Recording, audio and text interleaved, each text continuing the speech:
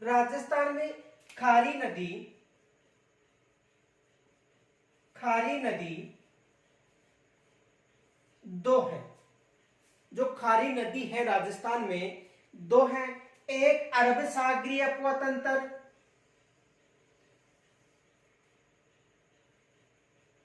अरब सागरीय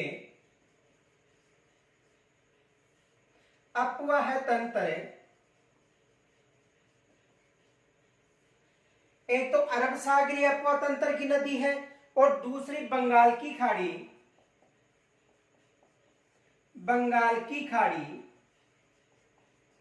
अपतंत्र की नदी है।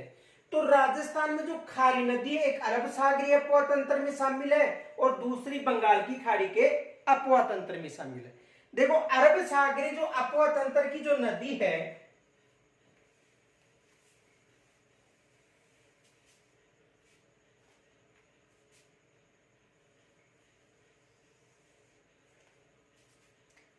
अरब सागर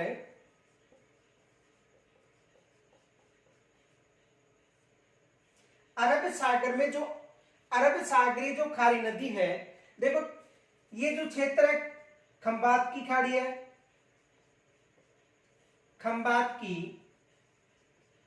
खाड़ी, और ये है कच्छ की खाड़ी, कच्छ की खाड़ी।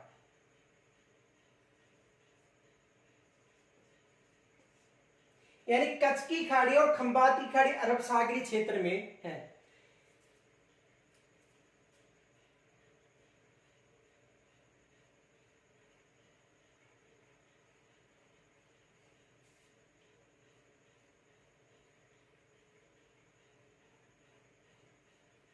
देखो कच्छ की खाड़ी में लूनी नदी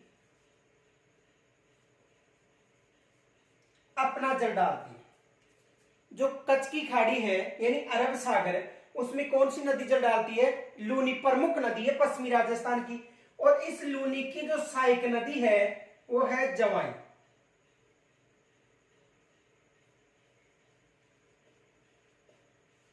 लूनी की सहायक नदी जवाई, और इस जवाई की जो सहायक नदी है वो कौन सी नदी है? खारी नदी।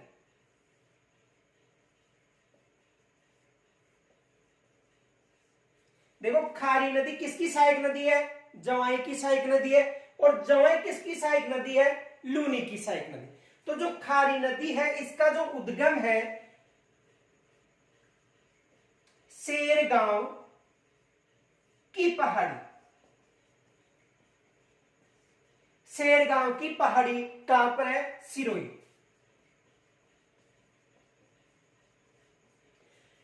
तो खारी नदी का उद्गम शेरगांव की पहाड़ी सिरोही से होता है। उसके बाद में ये सिरोही व जालोर में बहती हुई जालोर में ही साइला नामक स्थान पर जवाई नदी में जाकर मिल जाती है। यानी ये जो स्थान है साइला नामक, साइला गांव, और साइला गांव कहां पर है? जालोर में। साइला गांव कहां पर है? जालोर में। तो शेरगांव की पहाड़ी सिरोही से खारी नदी का उद्गम होता है और यहां से उद्गम होने के बाद में सायला नामक जो स्थान है गांव जालोर में, वहां पर जवाई नदी में जाकर समाप्त हो जाती है। तो देखो उद्गम सिरोही से हो रहा है और सिरोही व जालोर में बहती हुई अपना जल जवाई नदी में डाल रही है और जवाई नदी अपना जल लूनी नदी में डाल रही है और लूनी नदी का जल कहां पर आ रहा है? अरब सागर में। तो एक खारी नदी तो अरब सागरीय अपतंत्र की होगी। देखो शेरगांव की पहाड़ी से उद्गम हो रहा है और समापन हो रहा है जवाई नदी में सायला गांव जालोर में। तो खारी नदी का जो अरब सागरीय खारी नदी है उसका जो बहाव क्षेत्र है दो जिलों में है, सिरोही व जालोर में। तो एक तो अरब सागरीय अपतंत्र की नदी हो गई,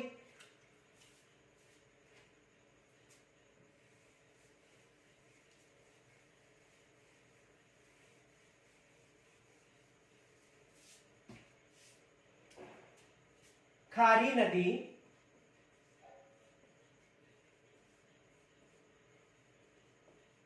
अरब सागरीय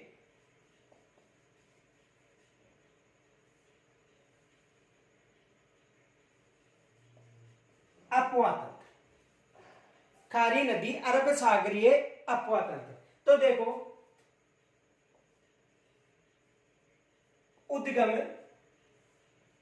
उद्गम हो रहा है सेरगांव की पहाड़ी, सेरगांव की पहाड़ी सिरोही। उद्गम कहां से हो रहा है? सेरगांव की पहाड़ी सिरोही से।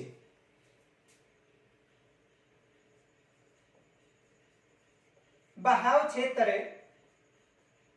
देखो बहाव क्षेत्र सिरोही व जालौर जिले में है, सिरोही व जालौर। बहाव क्षेत्र किन किन जिलों में है? इसका बहाव क्षेत्र जो अरब सागरीय अपवा तंत्र की जो नदी है, इसका जो बहाव क्षेत्र सिरोही व जालौर में है। इनके अलावा देखो समापन स्थल,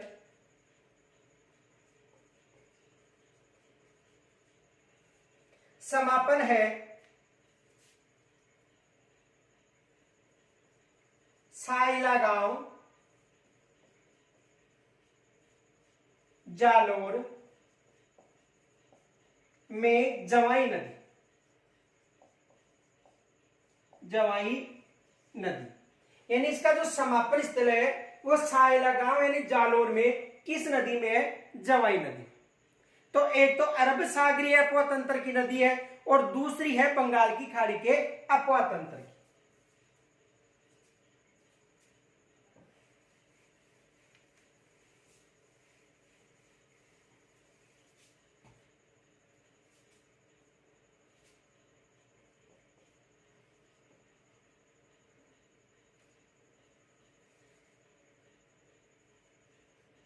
खारी नदी, देखो जो बंगाल की खाड़ी के अपवा तंत्र की जो खारी नदी है उसका जो उद्गम है वो बिजराज की पहाड़ी, बिजराज गांव की पहाड़ी राजसमंद। कहां से होता है? बिजराज गांव की पहाड़ी राजसमंद। यहां से उद्गम होने के बाद में देखो इसका जो बहाव क्षेत्र है वो राजसमंद के बाद में भीलवाड़ा, अजमेर व टोंक में देवली के पास बनास नदी में जाकर क्या हो जाती है? समाप्त हो जाती है।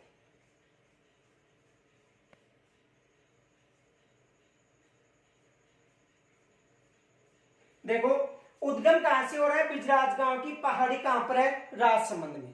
यहां से उद्गम होने के बाद में इसका बहाव राजसमंद हो गया, उसके बाद में भीलवाड़ा, अजमेर व टोंक। किन किन जिलों में हो गया? भीलवाड़ा, अजमेर व टोंक। टोंक में देवली गांव के पास, कहां पर? देवली गांव के पास किस नदी में आकर मिल जाती है? बनास नदी में। किस नदी में आकर मिल जाती है? बनास नदी में। यानी जो उद्गम है वो बिजराज गांव की पहाड़ी से हो रहा है, राजसमंद से। यहां से राजसमंद के बाद में भीलवाड़ा, अजमेर व टोंक में बहती हुई देवली गांव के पास बनास नदी में आकर मिल जाती है। और जो बनास नदी है वो किसकी सहायक नदी है? चंबल की। बनास किसकी सहायक नदी है? चंबल की। और जो चंबल है वो किसकी सहायक नदी है? यमुना की।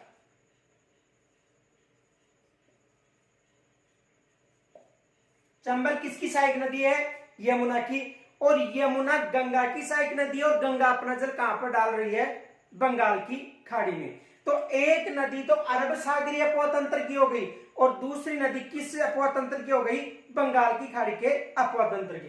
तो उद्गम हो रहा है बिजराज की गांव की पहाड़ी राजसमंद से, उसके बाद में राजसमंद, भीलवाड़ा, अजमेर, टोंक में देवली गांव के पास बनास नदी में आकर मिल जाती है।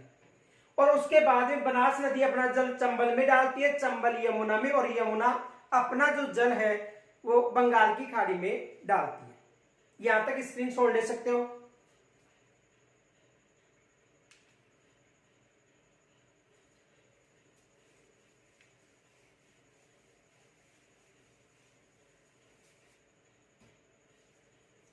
तो खारी नदी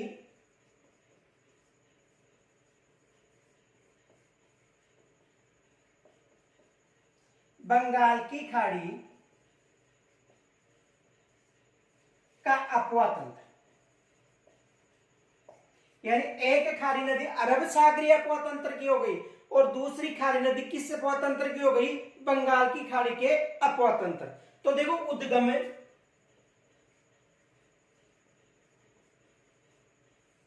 उद्गम कहां से होता है, बिजराजगांव की पहाड़ी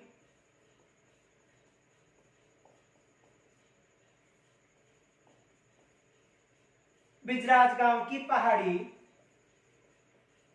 और बिजराजगांव की पहाड़ी कहां पर है, राजसमंद में।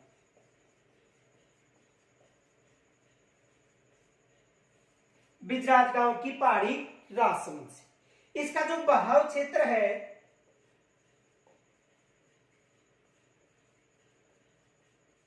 बहाव क्षेत्र देखो, राजसमंद, भीलवाड़ा,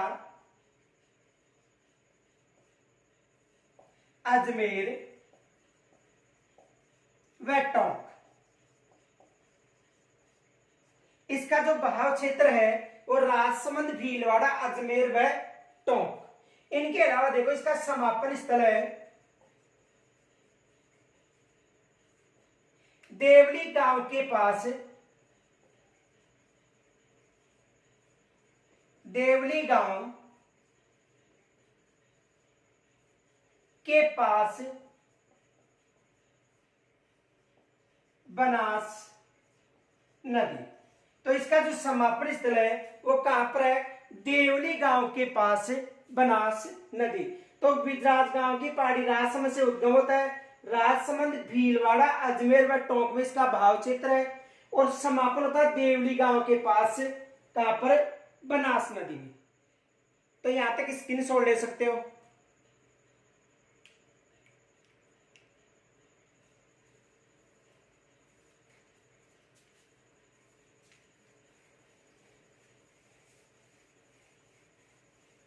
अब देखो मध्यमिका नाम से, देखो मध्यमिका नाम से अलग अलग नगर जाने जाते हैं।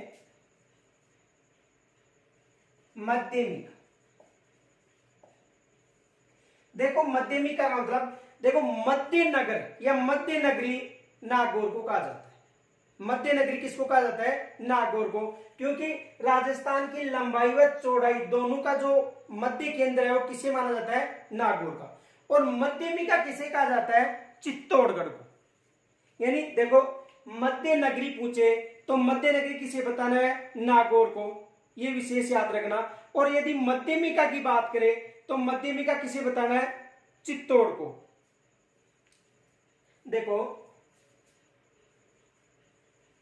मध्य नगरी, मध्य नगरी किसे कहा जाता है, नागौर को। मध्य नगरी किसे कहा जाता है, नागौर को। देखो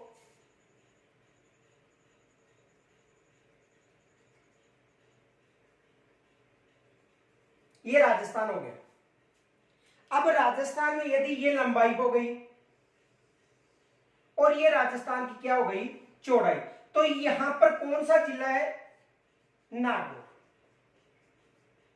कौन सा जिला है, नागौर। देखो ये उत्तर दिशा होगी, ये दक्षिण दिशा होगी, ये पश्चिम दिशा होगी, ये पूर्व दिशा होगी राजस्थान की। तो राजस्थान की जो लंबाई व चौड़ाई के मध्य में कौन सा क्षेत्र है, नागौर। तो मध्य नगरी किसे कहा जाता है, नागौर को कहा जाता है। और मध्यमिका, चित्तौड़गढ़ में एक क्षेत्र को मध्यमिका कहा जाता है जो नगरी के नाम से जाना जाता है। तो मध्य नगरी चित्तौड़। और यदि हृदय स्थली कहा जाए तो हृदय स्थली किसे कहा जाएगा, अजमेर को कहा जाएगा। यह विशेष याद रखना। तो देखो मध्य नगरी नागौर,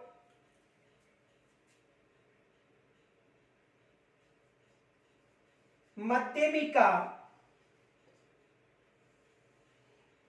मध्यमिका कहां पर है?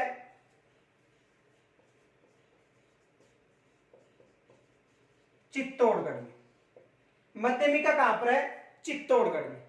और यदि राजस्थान की हृदय स्थली पूछा जाए,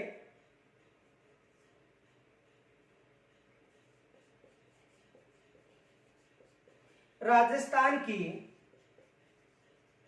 हृदय स्थली, तो राजस्थान की हृदय स्थली अजमेर है। राजस्थान की हृदय स्थली कहां पर है? अजमेर है। तो देखो, मध्य नगरी नागौर को कहा जाता है, मध्यमिका चित्तौड़गढ़ में, और राजस्थान की हृदय स्थली पूछे तो किसे कहा जाएगा? अजमेर को। यहां से स्क्रीनशॉट ले लो।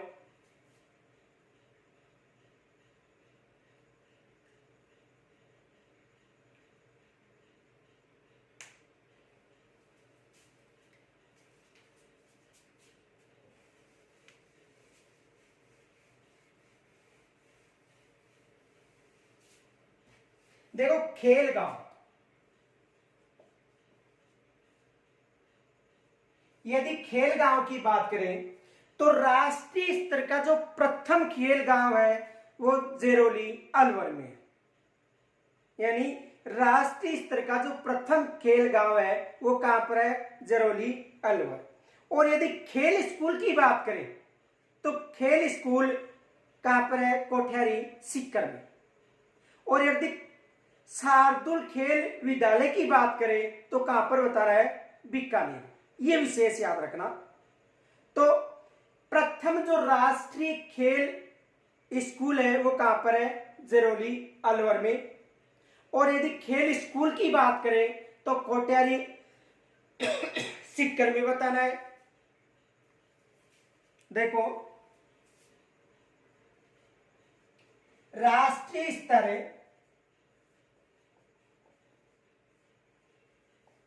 का खेल गांव,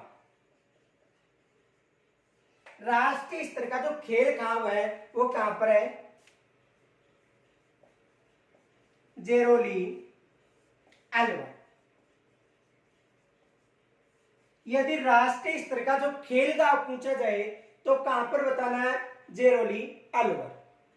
और यदि खेल स्कूल की बात करें तो कोठियारी सीकर। खेल स्कूल कोठियारी सीकर।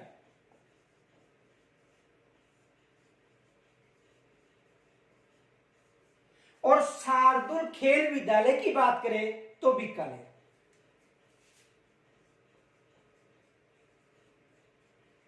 शार्दुल खेल विद्यालय कहां पर है? बीकानेर।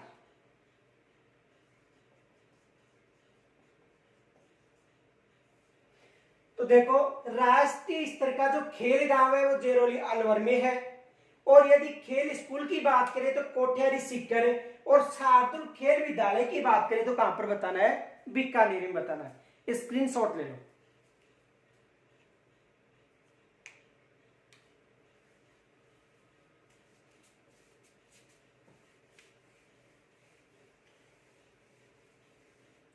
आगे देखो, मरु।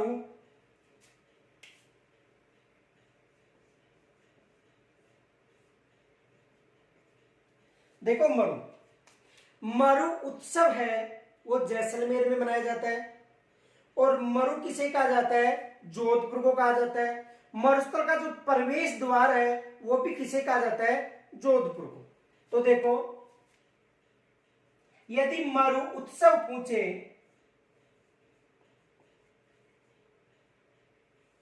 तो मरु उत्सव कहां पर मनाया जाता है? जैसलमेर।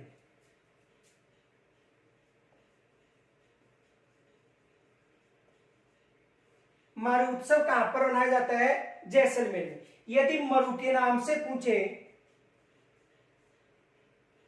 तो मरु का मतलब जोधपुर। और यदि मरुस्थल का प्रवेश द्वार की बात करें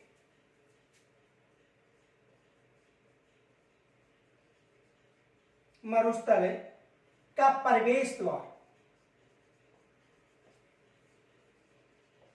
तो मरुस्थल का प्रवेश द्वार है जोधपुर।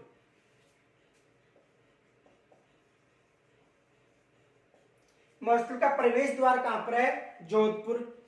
और यदि मरु जनपद की बात करें, मरु जनपद, तो देखो मरु जनपद में कौन कौन से जिले हैं? एक तो है श्रीगंगानगर, दूसरा है बीकानेर, तीसरा है जैसलमेर। कौन कौन से हो गए? गंगानगर, बीकानेर, जैसलमेर, बाड़मेर, चूरू व नागौर। मरु जनपद में कौन कौन से जिले शामिल हो गए? देखो, श्रीगंगानगर, बीकानेर, जैसलमेर, बाड़मेर, चूरू व नागौर। यदि मरु जनपद की बात करें और केवल मरुस्थल का प्रवेश द्वार पूछे जोधपुर बताना है, और यदि मरु पूछे तो जोधपुर बताना है, और मरु उत्सव की बात करें तो कौन सा बताना है? जैसलमेर। और यदि थार उत्सव पूछे तो बाड़मेर बताना है। थार उत्सव कहां पर मनाया जाता है? बाड़मेर में एग्जाम में ये प्रश्न पूछा जाता है। और यदि रेगिस्तान मार्च पूछे, रेगिस्तान मार्च का मतलब रेगिस्तान के प्रसार या रेगिस्तान का बढ़ना। रेगिस्तान मार्च का मतलब रेगिस्तान का प्रसार या रेगिस्तान का बढ़ना।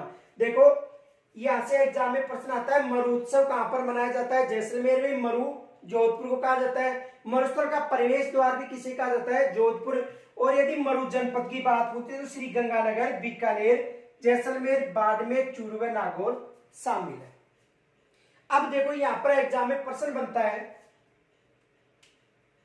एक तो क्वेश्चन बनता है थार महोत्सव या उत्सव, तो थार महोत्सव कहां पर मनाया जाता है? बाड़मेर। ये विशेष याद रखना, थार महोत्सव बाड़मेर।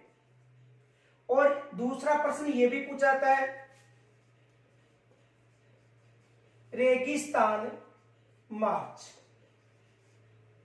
रेगिस्तान मार्च का मतलब है मरुस्थल का प्रसार, मरुस्थल का प्रसार, मरुस्थल का प्रसार। तो यहां से एग्जाम में प्रश्न अधिकतर बनते हैं। विशेष याद रखना, मरुत्सव, मरु, मरुस्थल का प्रवेश द्वार और मरु जनपद। स्क्रीनशॉट ले लो।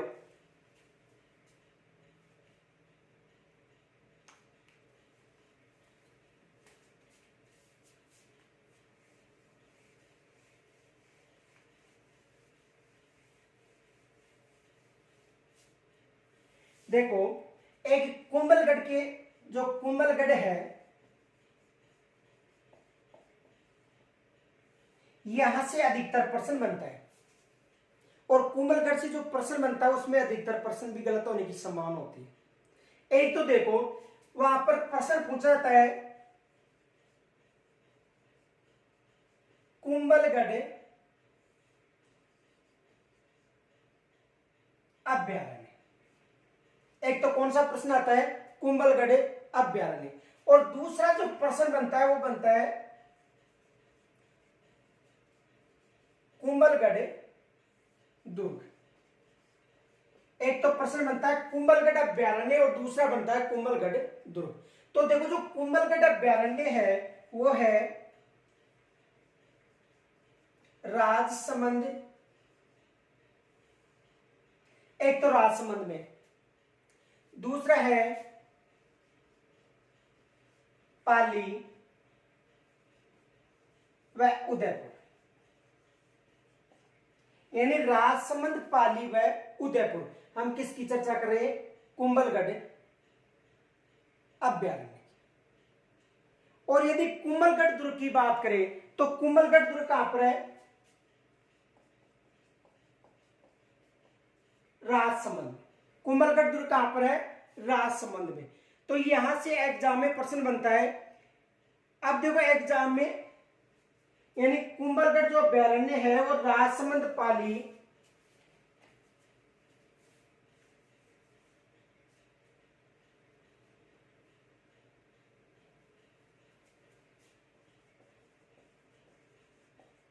वह उदयपुर।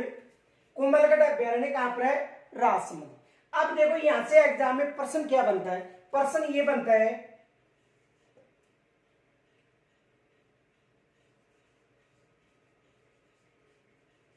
कुंभलगढ़ दुर्ग निर्मित है। यह एग्जाम में प्रश्न बन गया, कुंभलगढ़ दुर्ग निर्मित है। अब देखो वहां पर ऑप्शन में मिलता है, ए में मिलता है राजसमंद, बे में मिलता है पाली, से में मिलता है उदयपुर और दे में मिलता है सभी। ये प्रश्न बन गया। प्रश्न क्या बन गया कि कुंभलगढ़ दुर्ग स्थित है। वो अभ्यारण्य नहीं पूछ रहा है, क्या पूछ रहा है प्रश्न? कुंभलगढ़ दुर्ग।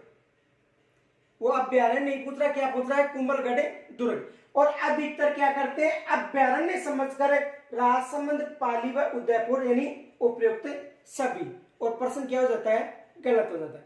तो विशेष याद रखना, यदि कुंभलगढ़ दुर्ग पूछे तो कहां पर बताना है? राजसमंद। और यदि कुंभलगढ़ अभ्यारण्य पूछे तो अभ्यारण्य राजसमंद, पाली व उदयपुर में बताना। ये विशेष याद रखना क्योंकि एग्जाम में यहां से प्रश्न बनता है। स्क्रीनशॉट ले लो।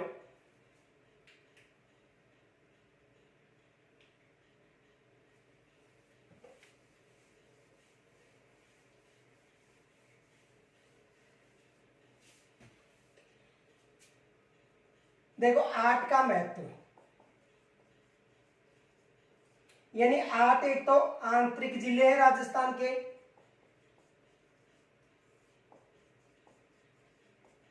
राजस्थान के आंतरिक जिले कितने हैं? 8। इनके अलावा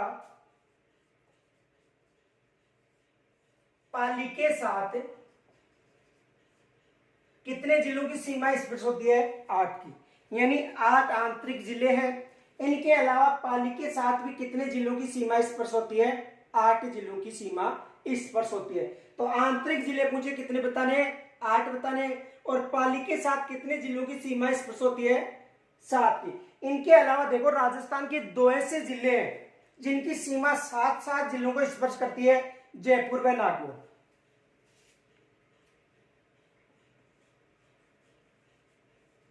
जयपुर व नागौर। जयपुर व नागौर की सीमा कितने जिलों को स्पर्श करती है? 7 जिलों को। यह विशेष याद रखना, जयपुर व नागौर की सीमा कितने जिलों को स्पर्श करती है? 7 जिलों को।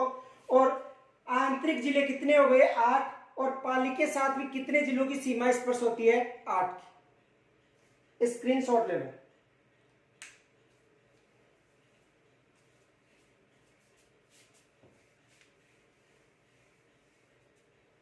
देखो एग्जाम में तीज संबंधी प्रश्न भी पूछा जाता है। एक तो छोटी तीज पूछ लेता है और एक बड़ी तीज, या श्रावणी तीज या कजली तीज। तो देखो छोटी तीज, और छोटी तीज को ही श्रावणी तीज कहा जाता है।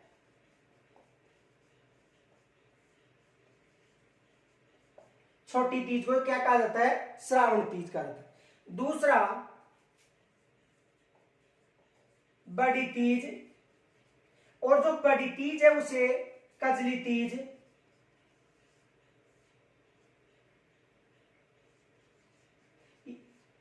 इसे कजली तीज भी कहा जाता है, सातुड़ी तीज भी कहा जाता है और बूढ़ी तीज भी कहा जाता है।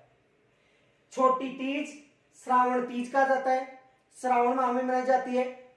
बड़ी तीज कजली तीज, बूढ़ी तीज, सातुड़ी तीज और भाद्रपद माह में मनाई जाती है, इसे भाद्रपद तीज भी कहा जाता है। ये जो छोटी तीज है ये विशेषतः जयपुर में आयोजित होती है और ये होती है बूंदी में। ये विशेष याद रखना।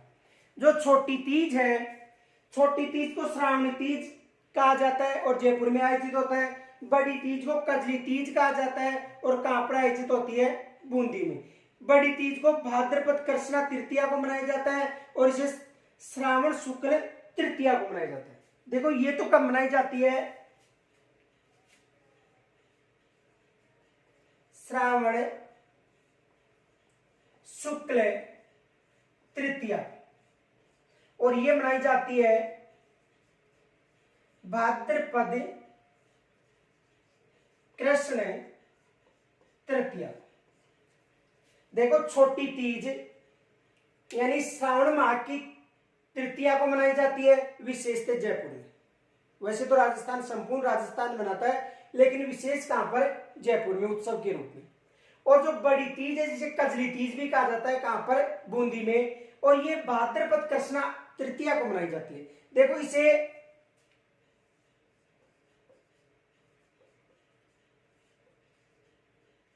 बड़ी तीज,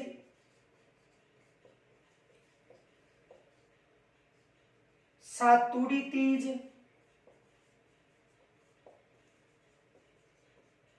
कजली तीज आदि के नामों से जाना जाता है। तो यदि छोटी तीज पूछे तो श्रावण शुक्ला तृतीया को, और यदि बड़ी तीज पूछे तो भाद्रपद कृष्णा तृतीया को, छोटी जयपुर में और बड़ी बूंदी में। स्क्रीनशॉट लें।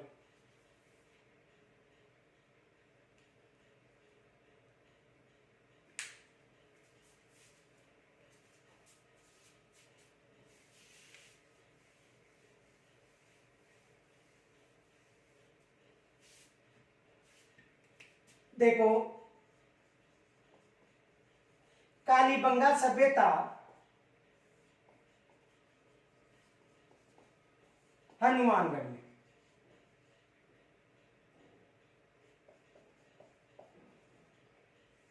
कालीबंगा सभ्यता कहां पर है, हनुमानगढ़ में। और छोटी कालीबंगा,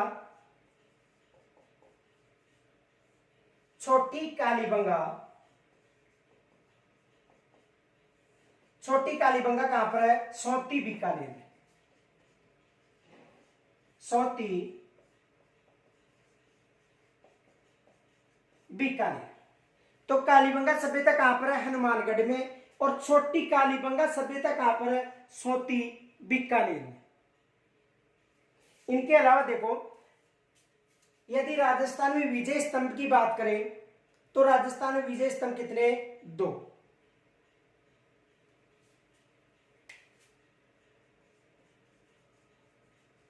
विजय स्तंभ राजस्थान में विजय स्तंभ कितने हैं, 2। देखो एक तो बयाना दुर्ग में है, बयाना दुर्ग में, और किसके द्वारा निर्मित था, समुद्रगुप्त के द्वारा।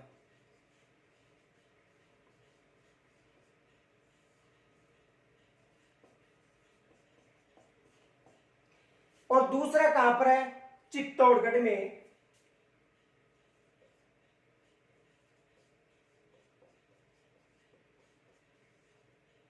दूसरा कहां पर है, चित्तौड़गढ़ दुर्ग में, कुंभा द्वारा निर्मित। तो राजस्थान में विजय स्तंभ 2 है, एक बयाना दुर्ग में है, समुद्रगुप्त के द्वारा, जो गुप्त वंश का शासक था उसके द्वारा निर्मित था, और दूसरा है चित्तौड़गढ़ में, किसके द्वारा, कुंभा द्वारा निर्मित। स्क्रीनशॉट लें।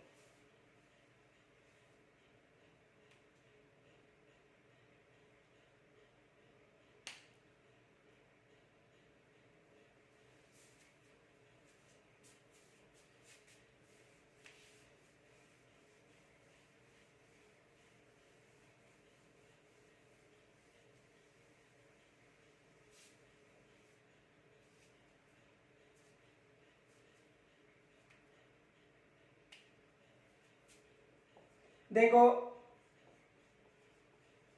तलवाड़ा झील पूछे तो हनुमानगढ़ में बताना है, और यदि तिलवाड़ा सभ्यता पूछे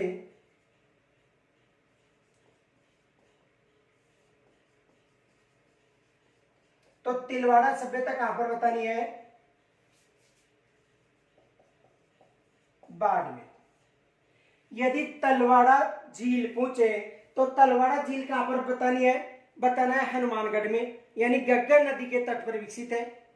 और यदि तिलवाड़ा सभ्यता पूछे तो कहां पर बतानी है, बाड़मेर। और यदि तलवाड़ा गांव पूछे तो बांसवाड़ा बताना है, लेकिन गांव तो नहीं पूछेगा क्योंकि तलवाड़ा झील हनुमानगढ़ में, और तिलवाड़ा सभ्यता कहां पर है, बाड़मेर। यहां से भी एग्जाम में प्रश्न बनता है। इनके अलावा देखो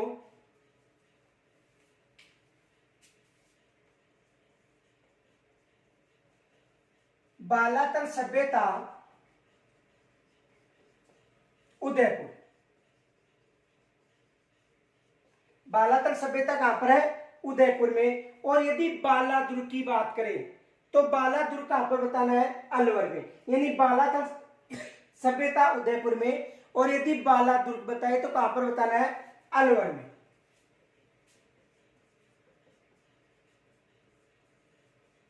बालादुर्ग, अलवर। और यदि बाल समंद झील की बात करें,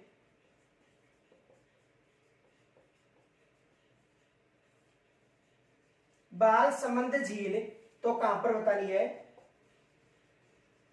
जोधपुर। तो तलवाड़ा झील हनुमानगढ़ में, तिलवाड़ा सभ्यता बाड़मेर में, बालातल सभ्यता उदयपुर में, बालादुर्ग अलवर में, और बाल समंद झील जोधपुर। इनके अलावा देखो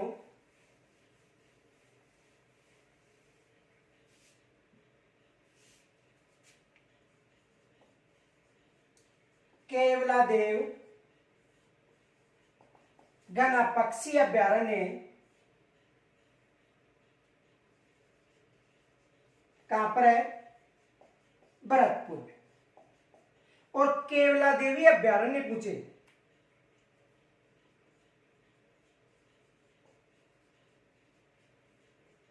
केवला देवी अभ्यारण्य, तो केवला देवी अभ्यारण्य कहां पर बताना है, करौली में। यह विशेष याद रखना, यदि वहां पर केवलादेव गना पक्षी अभ्यारण्य की बात करें तो कहां पर बताना है, भरतपुर में। और यदि केवलादेव अभ्यारण्य की बात करें तो कहां पर बताना है, करौली में। यह विशेष याद रखना, क्योंकि कई बार एग्जाम में केवलादेव अभ्यारण्य पूछ लेता है, और ऑप्शन में करौली भी रहता है, भरतपुर भी। अधिकतर ने क्या रख रखा है, केवलादेव। ये केवलादेव है और ये केवलादेवी है, विशेष याद रखना। ये केवलादेव और ये केवलादेवी अभ्यारण्य कहां पर है, करौली में। और केवलादेव गना पक्षी अभ्यारण्य पूछे तो कहां पर बताना है, भरतपुर में। अब देखो एक ये भी प्रश्न गलत हो जाता है,